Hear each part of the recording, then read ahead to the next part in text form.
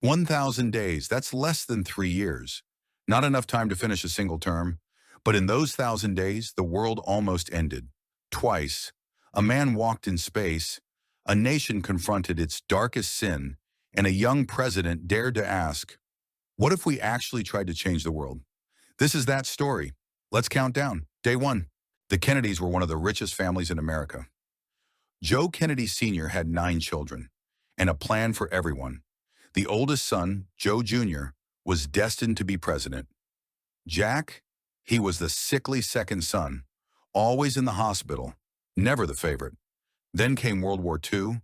Both brothers enlisted. 1943, Jack commands a patrol boat in the Pacific, PT-109. A Japanese destroyer came out of nowhere. It cut his boat in half. Jack swam for 4 hours.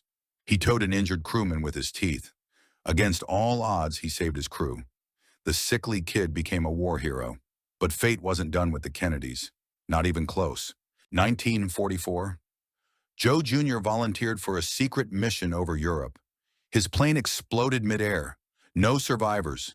The golden child was gone. Joe Sr.'s dream was shattered. But then he looked at Jack, the backup son, the war hero. New plan. Jack runs for Congress, and then Senate. Then, 1960, Kennedy versus Nixon, the closest election in American history. Nixon was the experienced vice president. Kennedy was the young outsider. Then something happened that changed politics forever. The first televised debate.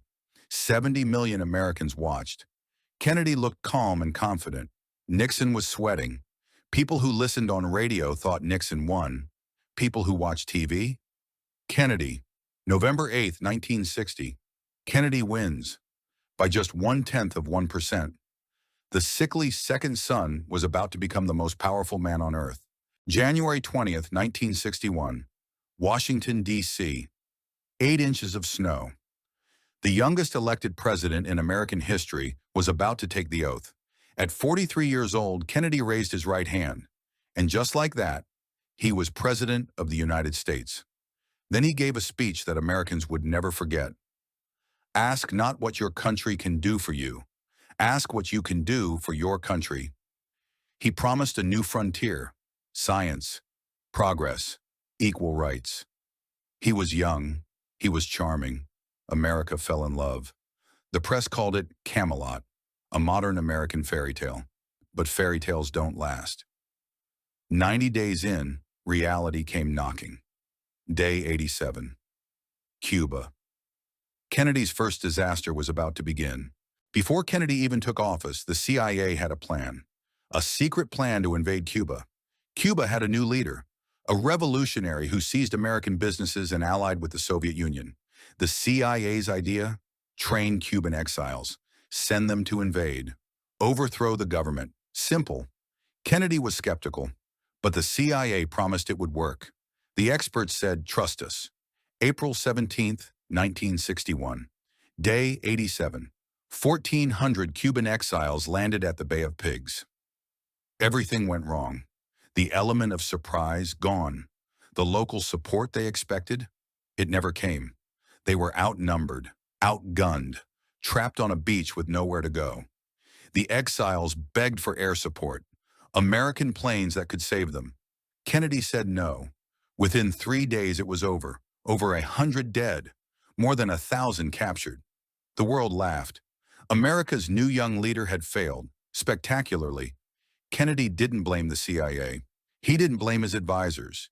He stood up and took full responsibility. He learned a brutal lesson in those 90 days. Never trust the experts blindly. And that lesson, it would save the world. October 14, 1962. Day 619. A spy plane flew over Cuba. What it photographed would shake the world. Soviet nuclear missiles, 90 miles from Florida. These weren't small weapons. Each missile could destroy an entire American city in minutes. Kennedy gathered his closest advisors in secret. For 6 days, America didn't know how close they were to nuclear war. His generals wanted to bomb Cuba immediately. Full invasion. Strike first before the Soviets could launch. But Kennedy remembered the Bay of Pigs. Never trust the experts blindly. He chose a different path. October 22nd, Kennedy addressed the nation. He announced a naval blockade around Cuba. Any Soviet ship crossing the line would be stopped, by force if necessary. The world held its breath.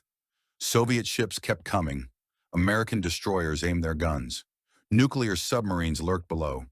For 13 days, the world stood at the edge of total destruction. One wrong move and it was over. Then on October 28th, the Soviets blinked. They agreed to remove the missiles. The crisis was over. Kennedy's restraint had saved the world. The sickly second son had stared down nuclear annihilation and won. While Kennedy dealt with Cuba, another battle was raging. A battle for the stars, and America was losing. The Soviets launched the first satellite, Sputnik. It circled the Earth while Americans watched helplessly.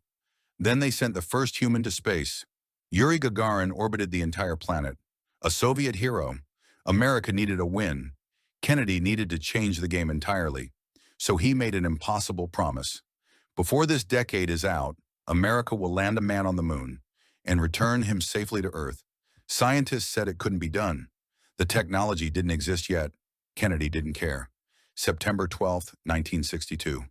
Rice University. Kennedy gave one of the greatest speeches in American history. We choose to go to the moon, not because it is easy, but because it is hard. America answered the call. Thousands of engineers, scientists, and astronauts joined the mission. Rockets were built. Astronauts were trained. America was racing toward the stars. Kennedy wouldn't live to see it, but his dream would reach the moon and change humanity forever. But the race to space wasn't Kennedy's only fight. Back on Earth, a different battle was exploding. 1963, almost 100 years after slavery ended, Black Americans were still not free. Segregation ruled the South. Separate schools, separate restaurants, separate water fountains, separate lives. But a movement was rising. Ordinary people demanding extraordinary change, and they would not be silenced. April 1963, Birmingham, Alabama, the most segregated city in America. Protesters marched peacefully through the streets, men, women, children, asking only for equality. The response was brutal. Fire hoses, police dogs, batons against children. The images shocked the world. Newspapers everywhere showed the violence. America's shame was exposed. Kennedy watched the images. He couldn't look away. Something inside him changed. June 11, 1963, Kennedy addressed the nation. He called civil rights a moral issue. This is not a political issue. This is a moral issue. As old as the scriptures and as clear as the Constitution, Kennedy proposed the Civil Rights Act, the most important civil rights legislation in a century. August 28, 1963, 250,000 people marched on Washington, the largest protest in American history. They came with hope. They left with a dream. America was changing, but time was running out. Kennedy had less than 3 months left, and he didn't know it. November 1963, Kennedy traveled to Texas, a political trip to unite a divided state. Texas was hostile territory, conservative, suspicious of the young liberal president from the East. His advisors warned him, Texas could be dangerous. Kennedy went anyway. November 22nd, day 1036, Dallas, Texas, a beautiful sunny morning. Air Force One landed at Love Field. The crowds were huge, cheering, welcoming. Texas had shown up after all. Someone handed her roses, pink roses for the First Lady. The Texas sun was shining. The motorcade began, an open-top limousine through downtown Dallas. No roof, no protection, just the president and the people. 12:29 p.m. The car turned onto Elm Street, Dealey Plaza. The route was almost over. 12:30 p.m. Shots rang out. The president slumped forward. The motorcade raced to Parkland Hospital, but it was already too late. At 1 p.m., the announcement came. President Kennedy was dead. He was 46 years old. America froze. In living rooms, schools, offices, everywhere, people stopped and wept. The world mourned. From London to Tokyo, people gathered in disbelief. The young president was gone. 1,036 days. That's all he got. Not even a full term. But in those days, he changed history. the sickly second son, the war hero, the president, gone in an instant, but never forgotten. November 25th. 3 days after Dallas, America buried its president. World leaders came from every continent, kings and queens, presidents and prime ministers, all paying their respects. A young boy stepped forward. John Jr., just 3 years old. He raised his hand in salute to his father. The image broke America's heart. A son saying goodbye. A nation saying goodbye. The end of Camelot. But Kennedy's dreams didn't die with him. The Civil Rights Act he proposed, it became law. Segregation was outlawed. Discrimination banned. The moral issue Kennedy spoke of, finally addressed in law. And the moon? Kennedy promised America would get there before 1970. America kept that promise. July 20th, 1969. Neil Armstrong stepped onto the lunar surface. Kennedy's impossible dream achieved. He wasn't there to see it, but everyone knew. This was Kennedy's moon. But what if he had lived? What if Dallas never happened? It's the question America can never stop asking. Would Vietnam have been different? 58,000 Americans died in that war. Would Kennedy have stopped it? Would the 60s have stayed hopeful instead of turning violent? We'll never know.